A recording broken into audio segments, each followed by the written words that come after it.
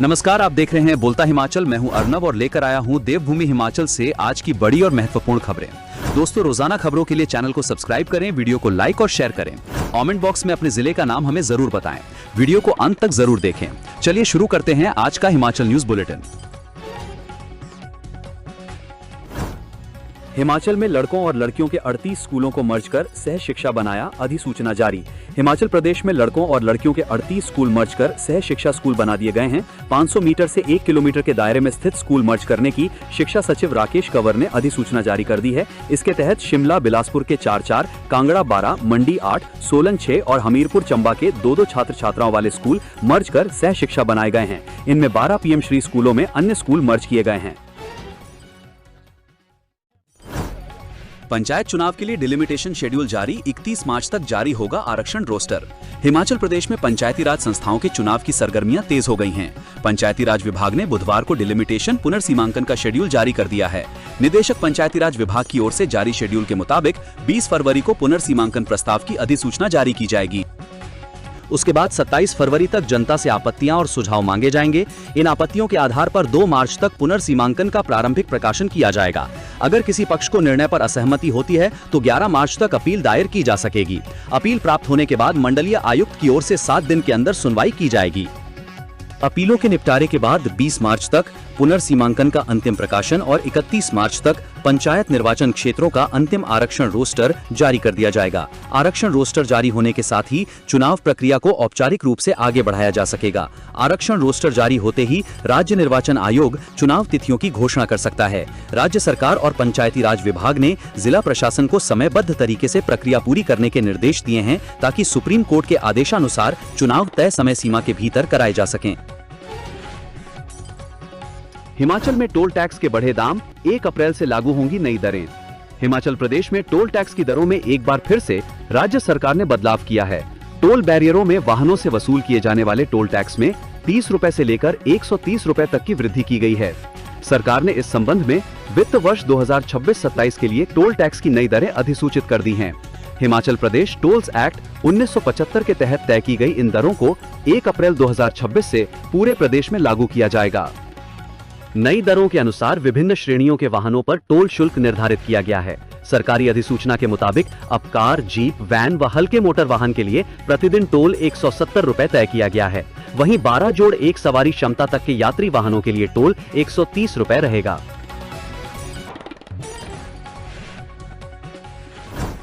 हिमाचल के स्कूलों में बांटी आयरन फॉलिक एसिड की गोलियां, जांच में फेल, स्वास्थ्य विभाग ने वितरण पर लगाई रोक।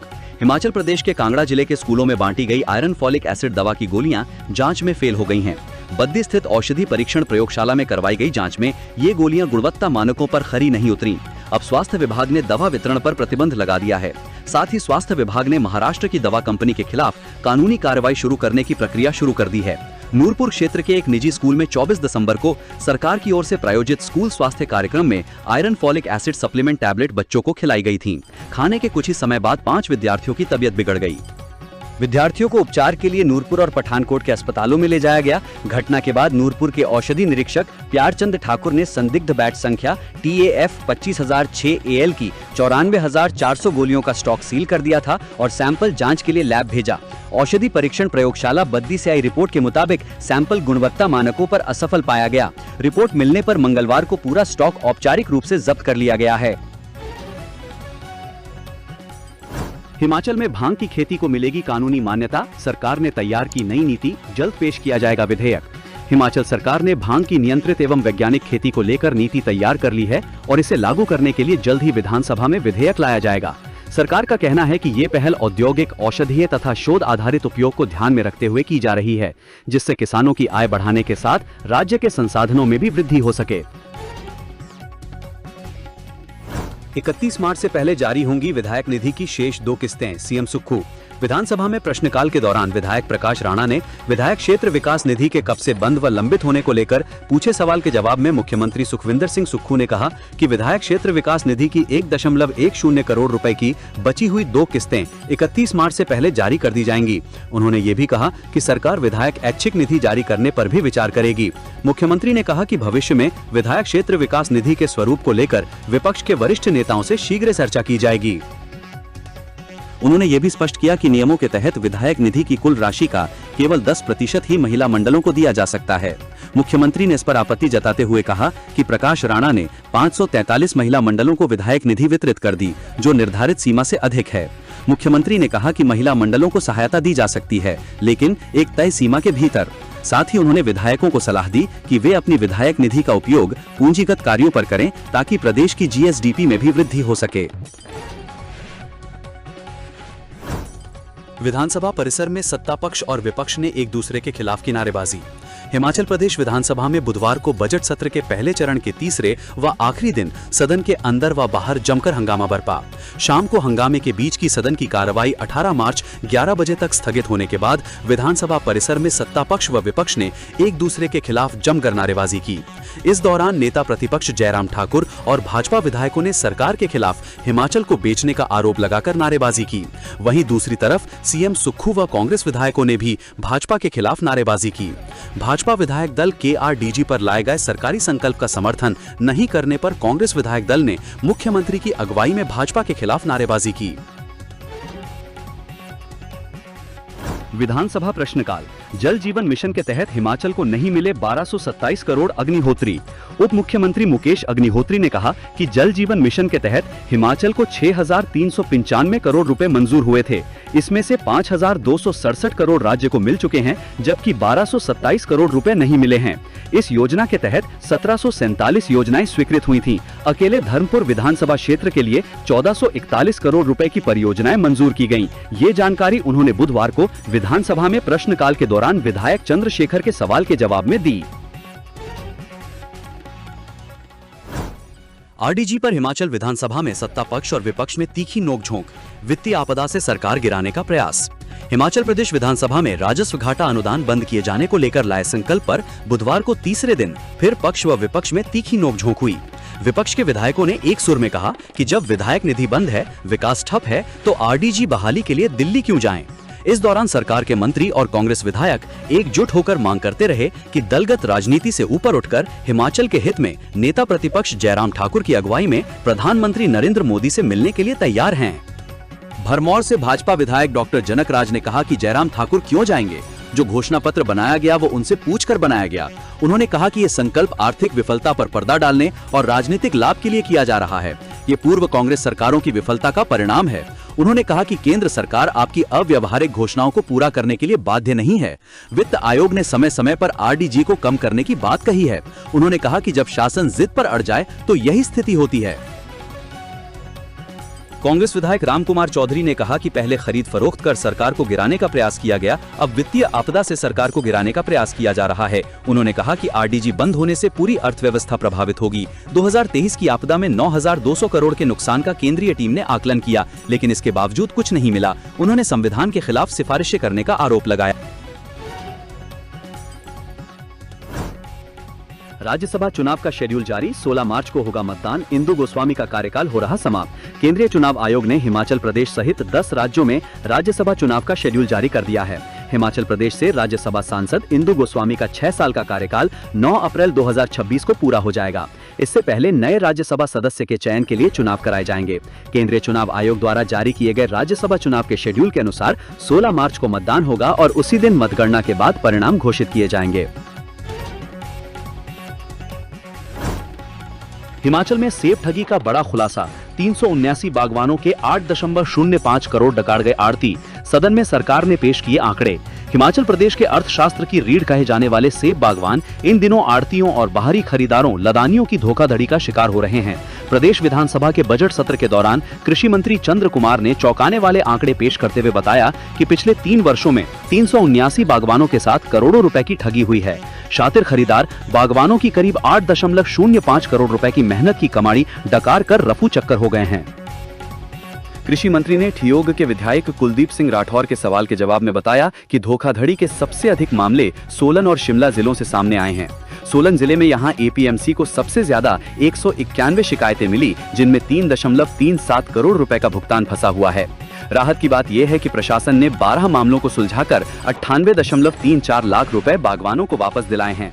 वहीं शिमला जिला यहां 144 शिकायतों के जरिए 4.24 करोड़ रुपए हड़पने के आरोप लगे हैं। विभाग अब तक केवल 78.79 लाख रुपए की रिकवरी ही कर पाया है। कुल्लू लाहौल स्पीति में 44 मामलों में 45.38 लाख की ठगी हुई, जिसमें से 15.09 लाख रुपए बागवानों को वापस मिल चुके हैं। राज्य के 11 डीएसपी बने एएसपी, अलग से जारी होंगे तैनाती के आदेश। हिमाचल प्रदेश पुलिस सर्विस के तहत राज्य के 11 डीएसपी को एएसपी के पद पर पदोन्नति मिली है। प्रदेश सरकार ने स्क्रीनिंग कमेटी की सिफारिशों पर इन 11 अधिकारियों को अतिरिक्त पुलिस अधीक्षक के पद पर पदोन्नत किया है। इन अधिकारियों के तैनाती आदेश अलग से जारी किए जाएंगे। अगले आदेश तक सभी पदोन्नत अधिकारी अपनी मौजूदा तैनाती की जगह पर काम करते रहेंगे। उनमें कुलदीप कुमार, अमित ठाकुर, प्रताप सिंह, अमित शर्मा 2, मनोहर लाल, विकास कुमार धीमान, हेमंत कुमार, कुलविंदर सिंह, खजाना राम प्रसाद जसवाल व लाल मन शामिल हैं। इनमें कुलदीप कुमार 2011 बैच के हैं, जबकि अन्य पुलिस अधिकारी 2012 बैच के हैं। हालांकि सीरियल नंबर 2 का प्लेसमेंट ऑर्डर FIR नंबर 91/2016 में उनके बरी होने के खिलाफ फाइल की जा सकने वाली किसी भी अपील के आखिरी नतीजे पर निर्भर करेगा, जबकि इनके नियुक्ति आदेश अलग से जारी होंगे।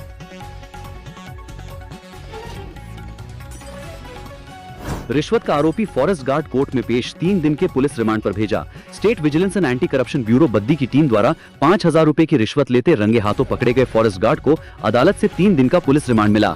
विजिलेंस की टीम इस मामले में जांच में जुटी है। बता दें कि पेड़ कटान की एक शिकायत को रफा दफा करने की एवज में उक्त फॉरेस्ट गार्ड ने रिश्वत की मांग की थी, जिसकी शिकायत शिकायतकर्ता द्वारा state vigilance and anti corruption bureau Baddi थाना में की गई थी। 33 केवी विद्युत लाइन परियोजना में लापरवाही, जनकराज। भाजपा विधायक डॉक्टर जनकराज ने चंबा जिला की पांगी घाटी में प्रस्तावित 33 केवी विद्युत लाइन परियोजना में गंभीर लापरवाही, नियम उल्लंघन व कार्य ठप होने का आरोप लगाया। उन्होंने कहा कि 2 विभागों की लड़ाई के कारण ऐसा हो रहा है। उन्होंने इस पूरे मामले की तत्काल उच्च स्तरीय एवं स्वतंत्र जाँच करवाए जाने की मांग की। विधानसभा अध्यक्ष कुलदीप सिंह पठानिया ने इस संदर्भ में संबंधित विभागों से जवाब मांगा है।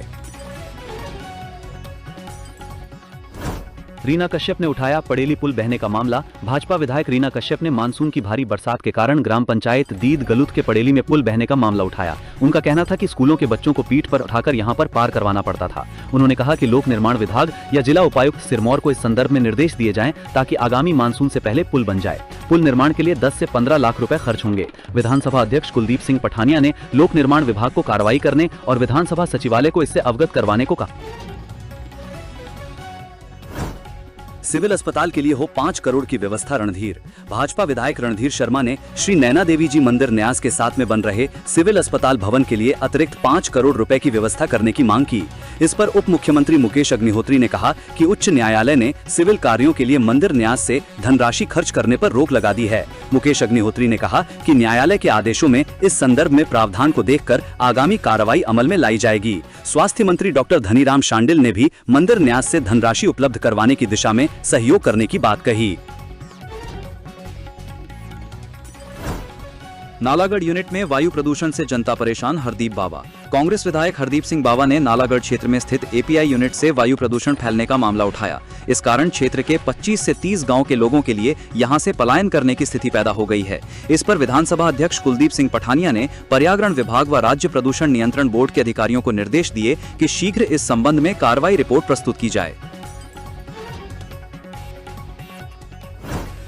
3 वर्ष से पंडोह के समीप बाधित हो रहा 4 लेन विक्रमादित्य। लोक निर्माण मंत्री विक्रमादित्य सिंह ने कहा है कि पिछले 3 वर्षों से 4 लेन पंडोह के समीप बाधित हो रहा है। इस कारण संपर्क मार्ग कंडी कटौला व पंडोह चैल चौक से समूचे क्षेत्र के लिए आवाजाही होती है। उन्होंने कहा कि कंडी कटौला मार्ग को चौड़ा करने के लिए 13 करोड़ रुपए खर्च किए जा रहे हैं। उन्होंने कहा कि सड़क बाधित होने का मामला NHAI के समक्ष भी उठाया गया था। यदि विश्व बैंक से धनराशि उपलब्ध होती है तो दोनों सड़कों का विस्तारीकरण संभव हो सकेगा। उन्होंने ये जानकारी कांग्रेस विधायक अनुराधा राणा की तरफ से उठाए मामले के उत्तर में दी। हिमाचल में वित्तीय कुप्रबंधन, 10,000 करोड़ रुपए के गलत उपयोगिता प्रमाण पत्र कर दिए जारी, परमार बोले दंडित किया जाए। हिमाचल प्रदेश विधानसभा के बजट सत्र के तीसरे दिन बुधवार को भाजपा विधायक विपिन सिंह परमार ने बड़ा बयान दिया। परमार ने कहा कि 10,000 करोड़ रुपए के गलत उपयोगिता प्रमाण पत्र जारी किए गए हैं, जिसके लिए केंद्र ने नोटिस जारी किए हैं। जिन अधिकारियों ने फाइलें सरकाई हैं, उन्हें दंडित किया जाएगा। भाजपा विधायक विपिन सिंह परमार ने विधानसभा में RDG पर सरकार द्वारा लाए गए संकल्प पर चर्चा के दौरान ये जानकारी दी।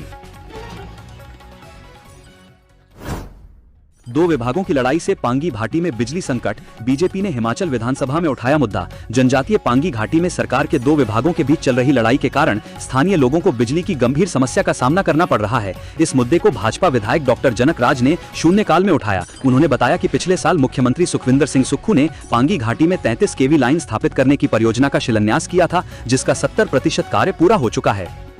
लेकिन वन विभाग द्वारा आवश्यक स्वीकृतियों की कमी के कारण ये कार्य अधूरा पड़ा है। इसके अलावा ऊर्जा विभाग के अधिकारियों का सहयोग भी नहीं मिल रहा है। डॉक्टर जनक राज ने लापरवाह अधिकारियों के खिलाफ कार्यवाही की मांग की। विधानसभा अध्यक्ष कुलदीप सिंह पठानिया ने संबंधित विभागों से जवाब मांगा है। हिमाचल व भारत में विश्व स्तरीय इंफ्रास्ट्रक्चर निर्माण के लिए प्रतिबद्ध मोदी सरकार। अनुराग। पूर्व केंद्रीय मंत्री व हमीरपुर संसदीय क्षेत्र से सांसद अनुराग सिंह ठाकुर ने कहा कि मोदी सरकार भारत व हिमाचल में विश्व स्तरीय इंफ्रास्ट्रक्चर निर्माण के लिए प्रतिबद्ध है और बजट 2026-27 में देश व देवभूमि में इंफ्रास्ट्रक्चर सुदृढ़ीकरण का खास ख्याल रखा गया है। उन्होंने कहा कि मोदी सरकार ने बजट 2026-27 में विश्व स्तरीय इंफ्रास्ट्रक्चर निर्माण के प्रति अटूट प्रतिबद्धता को दर्शाया है, जिसमें हाईवे, रेलवे, रणनीतिक कनेक्टिविटी कॉरिडोर और देश भर में लॉजिस्टिक्स नेटवर्क में निरंतर निवेश किया गया है। पूंजीगत व्यय और कनेक्टिविटी विस्तार पर निरंतर जोर, खासकर हिमाचल प्रदेश जैसे पहाड़ी और सीमावर्ती राज्यों में आर्थिक विकास को मजबूत करते हुए रोजगार के अवसर पैदा कर रहा है। विगत 12 वर्षों में हिमाचल को केंद्र से कर हस्तांतरण, अनुदान सहायता और समर्पित पूंजी निवेश सहायता के माध्यम से महत्वपूर्ण वित्तीय और इंफ्रास्ट्रक्चर समर्थन मिलता रहा है। भाजपा के लिए हिमाचल हित सदैव सर्वोपरि, पक्ष नहीं सुनने पर वेल में आए जयराम। नेता प्रतिपक्ष एवं पूर्व मुख्यमंत्री जयराम ठाकुर ने कहा है कि भाजपा के लिए हिमाचल प्रदेश के हित सदैव सर्वोपरि है। उन्होंने कहा कि जब सदन के भीतर उनका पक्ष नहीं सुना गया, तब विपक्ष को वेल में आकर विरोध दर्ज करवाना पड़ा। उन्होंने आरोप लगाया कि कांग्रेस सरकार अपनी नाकामियों का ठीकरा केंद्र सरकार और भाजपा पर फोड़कर अपने राजनीतिक मकसद को हासिल करना चाहती है। जहां तक राजस्व घाटा अनुदान, आरडीजी और हिमाचल हित की बात है, तो उसको लेकर भाजपा अपने तरीके से केंद्र सरकार के समक्ष अपना पक्ष रखेगी। उन्होंने कहा कि केंद्र से उदार वित्तीय मदद मिली है, जिसका उल्लेख राज्य सरकार करना नहीं चाहती। जयराम ठाकुर विधानसभा परिसर में पत्रकारों को संबोधित कर रहे थे। उन्होंने आरोप लगाया कि मुख्यमंत्री जवाब देते हुए लगातार गलत आंकड़े पढ़ रहे थे। केंद्र से करोड़ों की सहायता के बावजूद नाहन मेडिकल कॉलेज शून्य Bindal. Chamba, Hamirpur, Tanda medical college, Chamiyana super speciality अस्पताल और आईजीएमसी को अलग अलग आर्थिक सहायता मिली है, जबकि नाहन मेडिकल कॉलेज पूरी तरह से शून्य पर है।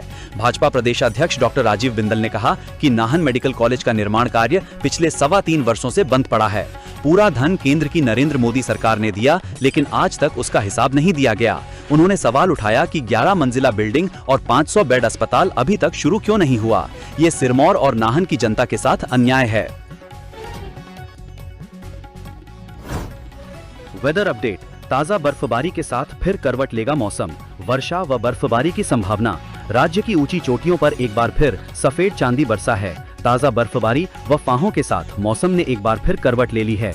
जनजातीय और ऊंचे पर्वतीय क्षेत्रों में रात से शुरू हुई हल्की बर्फबारी ने ठंड का असर बढ़ा दिया है, जबकि निचले और मध्य पर्वतीय इलाकों में बादल छाए रहने और ठंडी हवाएं चलने से तापमान में गिरावट दर्ज की जा रही है। जनजातीय और ऊंचे पर्वतीय क्षेत्रों में रात से शुरू हुई हल्की बर्फबारी से तापमान लुढ़का है। दोपहर बाद अटल टनल रोहतांग के छोर पर भी बर्फबारी का दौर शुरू हो गया है। पर्यटक बर्फ के फाहे गिरते देख झूम उठे। राजधानी शिमला में बूंदाबांदी हुई, जबकि कई शहरों में सुबह से ही सर्द हवाओं के कारण लोगों को गर्म कपड़ों और हीटर व अलाव का सहारा लेना पड़ा है। मौसम विभाग के अनुसार आज कुछ स्थानों पर हल्की वर्षा या बर्फबारी की संभावना बनी रह सकती है, जबकि 19 से 22 फरवरी तक प्रदेश के अधिकांश हिस्सों में मौसम सामान्यतः शुष्क रहने का अनुमान है। इसके बाद 23 फरवरी को एक नए पश्चिमी विक्षोभ के प्रभाव से ऊंचे क्षेत्रों में फिर हल्की बर्फबारी और कुछ स्थानों पर वर्षा की संभावना जताई गई है। दोस्तों, बोलता हिमाचल को सपोर्ट करने के लिए इस वीडियो को एक लाइक और कमेंट जरूर करें। साथ में चैनल को सब्सक्राइब करें। धन्यवाद। जय हिंद, जय भारत।